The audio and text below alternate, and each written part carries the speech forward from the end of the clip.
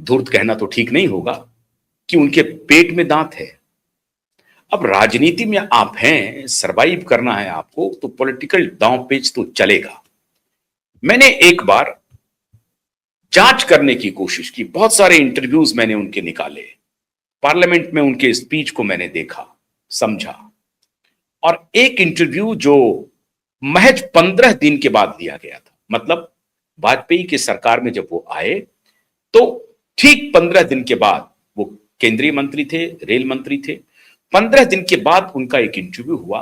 राजीव शुक्ला उस वक्त दूरदर्शन पे आते थे और बड़े पत्रकार थे, हिंदुस्तान से उन्होंने अपना करियर शुरू किया था। आप सभी जानते हैं राजीव शुक्ला को, आजकल वो कांग्रेस पार्टी के नेता हैं और राजीव शुक्ला जी का एक न्यूज चैनल भी है।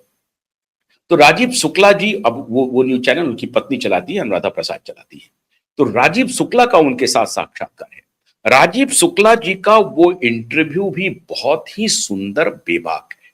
मतलब ये, उस इंटरव्यू में उन्होंने एक पत्रकार की हैसियत से जितने सवाल होते हैं कॉमन मैन के, वो सारे सवाल उन्होंने दागे, सारे सवाल।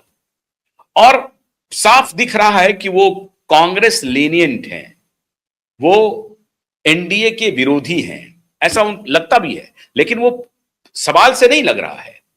बार बार उनको वो एक प्रकार से प्रोवोक कर रहे हैं कि कुछ बोले हैं, लेकिन इतनी शालीनता के साथ नीतीश कुमार ने उनके सवालों का जवाब दिया। आप उस इंटरव्यू को जरूर देखिएगा, राजीव शुक्ला और नीतीश कुमार का जो इंटरव्यू है। मैं बस आपको जिक्र कर रहा हूं उनके कुछ सवालों को। राजीव शुक्ला ने नीतीश कुमार से पूछा कि आप इतने सज्जन हैं, शालीन हैं, कैसे संभालेंगे आप रेल मंत्रालय को? ये मंत्रालय तो विशाल है, इतना बड़ा वर्कफोर्स है, कैसे संभाल पाएंगे आप तो बहुत सज्जन आदमी हैं, सुशील आदमी हैं। नीतीश कुमार ने कहा, सज्जन हूं, सुशील हूं, सज्जनता व्यवहार में होनी चाहिए, इसका मतलब मैं सख्त नहीं हूं, ऐसा बिल्कुल नहीं है। अगर कोई गलत काम करेगा तो मेरी सख्ती भी दिखेगी। और वो भी बड़ी शालीनता से नीतीश जवाब दे रहे हैं। वो कह रहे हैं कि मैं सज्जन जरूर हूं, शालीन हूं, वो व्यवहार के लिए है। अब ये एक राजनेता कह रहे हैं कि व्यवहार में सज्जनता, शालीनता होनी चाहिए, लेकिन काम में जहां गड़बड़ी हो वहां सख्ती का प्रयोग ना हो, ऐसा नहीं हो सकता है। फिर वो शालीनता, फिर वो सज्जनता किस काम का?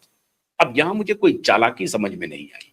उन्होंने बहुत फर्मली इस प्रश्न का उत्तर दिया और कहा कि मैं सज्जन हूं, लेकिन सख्त भी हूं, मिजाज मेरा बड़ा सख्त है।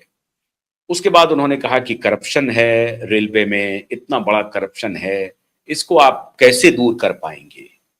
तो बहुत ही एकदम कहते हैं ना, इम्प्रॉम्प्चू, फटाक से उनका उत्तर आता है।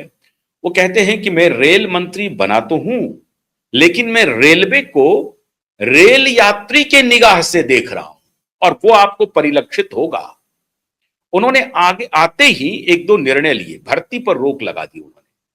अब ये कौन सी भर्ती थी एग्जैक्ट मुझे याद नहीं आ रहा है, लेकिन उन्होंने भर्ती पर रोक, रेलवे की भर्ती होगी, उसको रोक लगाया। तो राजीव शुक्ला पूछ रहे हैं कि आपने आते ही रेलवे भर्ती पर रोक लगा दिया। उन्होंने कहा कि बिल्कुल, उसमें बहुत सारी गड़बड़ियों की चर्चा थी, धांधली थी, उसके कुछ पॉलिसी डिसीजंस नहीं हुए थे, उसको एक बार देखना पड़ेगा, देखेंगे और मेरिट को तरजीह दी जाएगी। मेरिट के सहारे ही ऑर्गेनाइजेशन और गवर्नेंस चलेगा। अब वहां ना तो रिजर्वेशन, नॉन रिजर्वेशन, कोई चर्चा नहीं कर रहे हैं। वो कह रहे हैं मेरिट के सहारे रेल मिनिस्ट्री में जो कुछ भी होगा, मेरिट को सर्वोपरि रखा जाएगा। जो योग्य हैं वो अच्छा, उनको आशीर्वाद भी मिलेगा, उनको वरदान भी मिलेगा, और जो अयोग्य हैं उनके खिलाफ शक्ति भी होगी। और भ्रष्टाचारियों के लिए तो कोई जगह नहीं है, जीरो टॉलरेंस। वो कह रहे हैं कि हम इसमें कोशिश करेंगे। अभी तो मैं सिर्फ 15 दिन हुआ है, अभी आने दीजिए। आप ठीक कह रहे हैं, आपकी किसी भी बात से असहमति नहीं है। वो कह रहे हैं कि टिकट में दलाली हो रही है, घूसखोरी हो रही है, जो वेंडर्स हैं रेलवे स्टेशन पे वहां पे दलाली चोरी है, बड़े पैमाने पर जो टीटीसी हैं वो करते हैं। एक एक सवाल उन्होंने कॉमन मैन का राजीव शुक्ला ने पूछा रेल मंत्री से, एक एक सवाल। वो हर सवाल उन्होंने पूछा जो सवाल एक रेल मिनिस्टर से पूछा ही जाना चाहिए, कॉमन मैन को ध्यान में रखते हुए। और उस हर सवाल का नीतीश कुमार ने कहा, आपने जितने सवाल उठाए हैं उससे 100% हमारी सहमति है, 1% भी हम इससे अलग नहीं राय रखते हैं, क्योंकि जिस सवाल को आप उठा रहे हैं, आप यात्री के सवाल को उठा रहे हैं, और मैं रेल मंत्री नहीं, रेल यात्री के बतौर ही मिनिस्ट्री ऑफ रेलवे को देख रहा हूं। ये थे नीतीश कुमार। फिर एक तीसरा बहुत महत्वपूर्ण सवाल पूछा, क्या आप वाजपेयी जी की सरकार में मंत्री हैं? लगातार यह आरोप लग रहा है वाजपेयी जी के चेहरे पर खुशी नहीं है, वो खुश नहीं है, और इसका कारण यह बताया जा रहा है कि बीजेपी के जो अलाइज हैं वो उनके साथ बार्गेन करते हैं, अननेसेसरी दबाव डालते हैं, इसलिए ऐसा हो रहा है।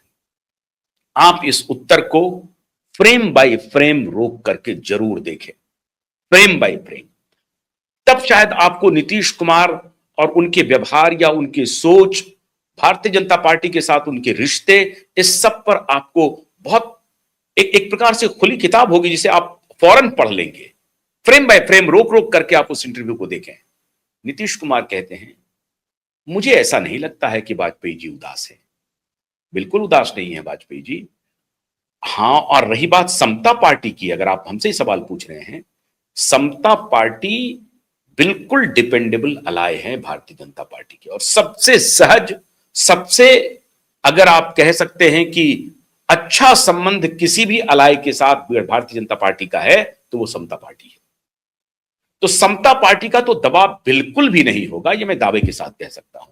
हां, मैं अन्य पार्टी के बारे में नहीं कह सकता इस दावे के साथ जितना मैं अपनी पार्टी के बारे में बोल सकता हूं, लेकिन मैं समझता हूं कि वाजपेयी जी के ऊपर कोई दबाव नहीं डाल रहा होगा। हाँ, यह बात जरूर है कि एस्पिरेशंस जो अलाइज के हैं उनके अपने अपने होते होंगे, और उस एस्पिरेशंस को पूरा करना प्रधानमंत्री के लिए चुनौती तो जरूर होगी। लेकिन मैं एक member of parliament Samata Party का होने के नाते और वाजपेयी की सरकार में मिनिस्टर हूं, यह खुशी की बात है, यह खुशी की बात है। मैं अपने को खुद को एक ऐसा नहीं कहा कि मैं गौरवान्वित मानता हूं, लेकिन मैं खुश हूं कि मैं वाजपेयी जी की कैबिनेट में मिनिस्टर हूं। वाजपेयी जी को वो इतनी इज्जत देते थे नीतीश कुमार, और आज भी देते हैं। वो वाजपेयी जी के बारे में उनके ये ख्याल थे, उन्होंने कहा कि मुझे मुझे बहुत, मैं खुश हूं कि मैं वाजपेयी जी की कैबिनेट में मिनिस्टर हूं। फिर तीसरा सवाल आया कि राम मंदिर को लेकर के आपकी क्या राय है? जॉर्ज फर्नांडिस सरकार में शामिल नहीं होना चाहते थे, यह खबर है। अब लेकिन किसने दबाव दिया जॉर्ज फर्नांडिस को कैबिनेट में शामिल होने के लिए? उन्होंने कहा कि जॉर्ज फर्नांडिस को हम सब ने मिलकर के दबाव दिया।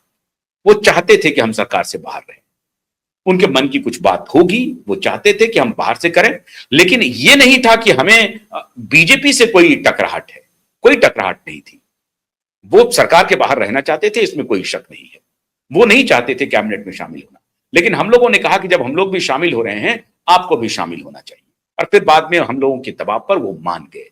बहुत ही सौहृदय और बहुत सहज व्यक्ति हैं, वो मान गए और फिर वो आकर के शामिल भी हुए गवर्नमेंट में। आप मालूम है आपको, रक्षा मंत्री बने वाजपेयी सरकार में जॉर्ज फर्नांडिस। फिर पांचवा बहुत इंपॉर्टेंट सवाल था राम मंदिर के ऊपर।